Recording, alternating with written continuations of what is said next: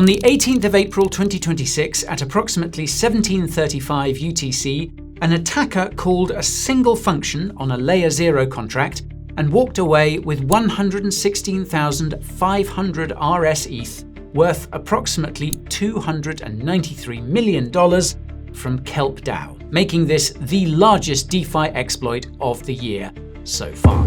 Within minutes, that stolen collateral had already been weaponized across Aave, Compound, and Euler to borrow another $250 million in clean ETH. And within hours, panicked users had stripped over $6 billion of liquidity from Aave alone, withdrawals had been frozen across the entire ecosystem, and more than $10 billion from DeFi's overall TVL had been erased. Yup, more money has been vaporized, more bad headlines have been generated, and guess what? A foundational flaw in DeFi's architecture has been laid bare for good measure. My name is Guy, and you're watching The Coin Bureau. Let's kick off the post-mortem by looking at the asset class at the center of this disaster. Kelp DAO is a liquid restaking protocol built on top of EigenLayer, and its flagship token, rsETH, represents ETH that has been deposited, staked, and then restaked across additional security services to generate layered yield. Now, liquid restaking tokens, or LRTs, exploded across 2024 and 2025 as the most aggressive yield primitive in DeFi, attracting billions in deposits on the assumption that the underlying ETH collateral could always be recovered by the user. The 116,500 rsETH drained from Kelp's bridge represented roughly 18% of the entire rsETH circulating supply, and crucially, every single token was meant to be backed one-for-one by ETH sitting in the protocol's reserves. To move rsETH between the Ethereum mainnet and other chains like Unichain, Kelp deployed an omni-chain fungible token, or OFT, adapter built on LayerZero, the dominant cross-chain messaging protocol in the space. Now, the integrity of that bridge depends entirely on a component called the Decentralized Verifier Network, or DVN, a set of independent validators tasked with confirming that whatever happens on the source chain did actually happen before the destination chain releases any tokens. And this is where the entire incident actually begins.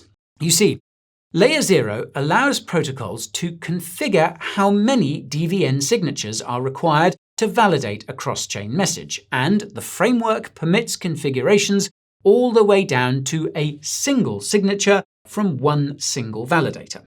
Kelp DAO, despite securing close to $250 million worth of bridged collateral, had configured its bridge with a one-of-one DVN setup.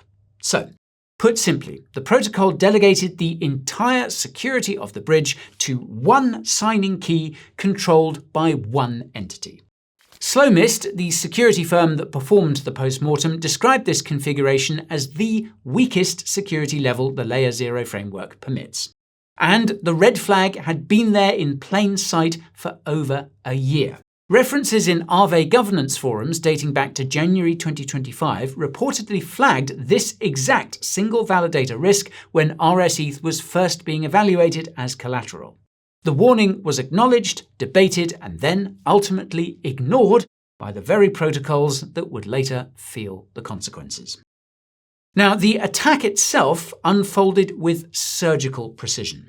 Roughly 10 hours before the exploit, the perpetrator funded 9 separate operational wallets through Tornado Cash using the standard 1 ETH mixing pool, depositing approximately 0.0978 ETH into each address as gas. At the moment of execution, the attacker first called commit verification on the DVN verifier contract using the compromise signing key, planting a forged attestation that claimed a legitimate deposit had occurred on Unichain. Seconds later, they invoked the LZ receive function on LayerZero's endpoint v2 contract at Ethereum block 24,908,285, delivering a payload that spoofed a deposit instruction from Kelp's peer contract on the source chain. The mainnet OFT adapter, seeing what appeared to be a fully attested cross-chain message, executed exactly as designed and released the entire stolen position from escrow to the attacker's address.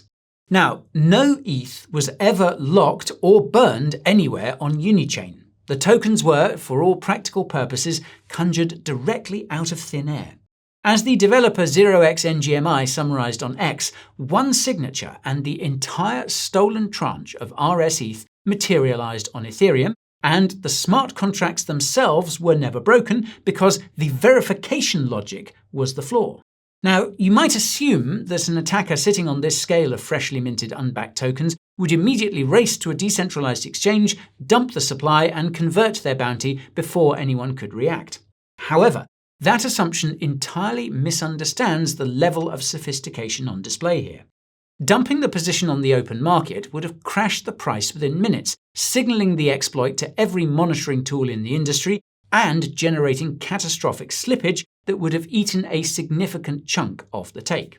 No, instead, the attacker did something far more devastating. They deposited the entire stolen position as collateral into Aave v3, Aave v4, Compound v3, and Euler simultaneously, and against that collateral, they borrowed over $236 million in wrapped ETH, or WETH, directly from the lending pools. So, clean, liquid, fully fungible ETH walked out the front door, while the rsETH positions were left behind as uncollectible bad debt for the protocols to absorb. And this pattern of laundering stolen illiquid collateral through lending markets is rapidly becoming the signature playbook of sophisticated DeFi exploits, and it converts a theft of a fragile asset into clean capital that can be moved anywhere on-chain. Now, Kelp DAO's emergency multisig executed the pause all function at 1821 UTC, exactly 46 minutes after the first malicious transaction settled, freezing the deposit pool, the withdrawal module, the oracle, and the rsETH token across mainnet, Arbitrum, Base, and Scroll. And that decision proved decisive. At 1826 and again at 1828, the attacker attempted two follow-up drains of 40,000 rsETH each, additional positions worth roughly $100 million apiece. Both transactions reverted against the active pause, blocking what would have been an additional couple of $100 million in losses. ZachXBT publicly flagged the Tornado Cash funding pattern shortly after, while the security firm Cyvers traced the contagion path and warned that this was no longer just a protocol exploit, but had immediately metastasized into a cross-protocol contagion event. The challenge, as Cyvers put it, is no longer simply preventing exploits at the contract level, but understanding how violently they can cascade across integrated protocols. And the cascade is the real story here. Aave's governance had previously approved rsETH as collateral with a loan-to-value ratio reported at approximately 93%, a buffer of 7 percentage points between the borrowed amount and a position becoming under-collateralized. Under normal market conditions, that thin margin is defensible because liquidators can step in and seize collateral before bad debt accumulates. But when the underlying backing of the asset evaporates entirely because the bridge that minted it has been compromised, no liquidator on Earth has any economic incentive to seize tokens worth a fraction of the borrowed sum. The buffer collapses instantly, and the protocol is left with the deficit. Mark Zeller of the Aave-chan initiative, one of the most prominent governance voices in the entire ecosystem, immediately took to X urging users to withdraw their WETH from Aave v3 core now and ask questions later.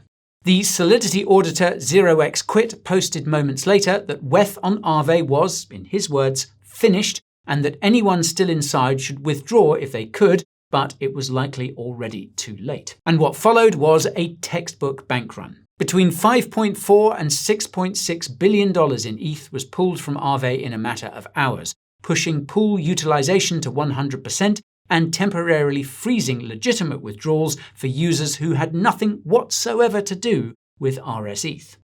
Aave's TVL collapsed from $26.4 billion to roughly $20 billion, vaporizing approximately $6 billion in a single trading session. Bad debt estimates across Aave alone landed somewhere between $177 and $200 million, with the figure climbing past $250 million once Compound and Euler exposures were included.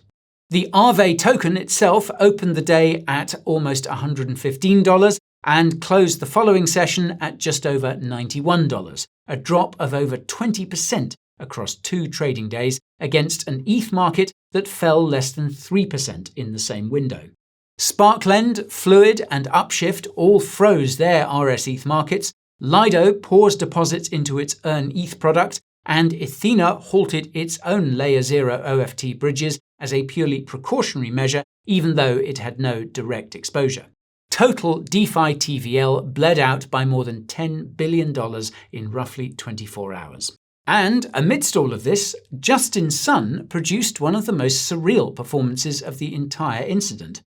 The Tron founder withdrew 65,584 ETH from Aave during the height of the panic, an amount valued at approximately $154 million, materially contributing to the very utilization spike that locked other users out of the protocol. Then, while that withdrawal was still settling, he published a public message addressed directly to the attacker on X, asking how much they wanted and suggesting it simply was not worth sacrificing both Aave and Kelp DAO. Yes, one of the largest single drains on the liquidity pool was simultaneously positioning himself as the one to mediate the crisis. Only in crypto, folks. Only in crypto. And this brings us to what the 18th of April actually exposed. The mechanism that was exploited here was not a smart contract bug, not a front-end vulnerability, not a flash loan attack, and not a governance hijack.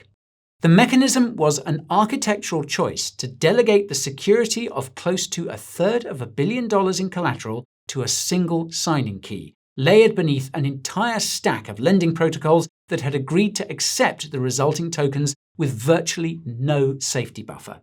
Every single liquid restaking token currently sitting in a lending market across DeFi inherits the security of the bridge that minted it.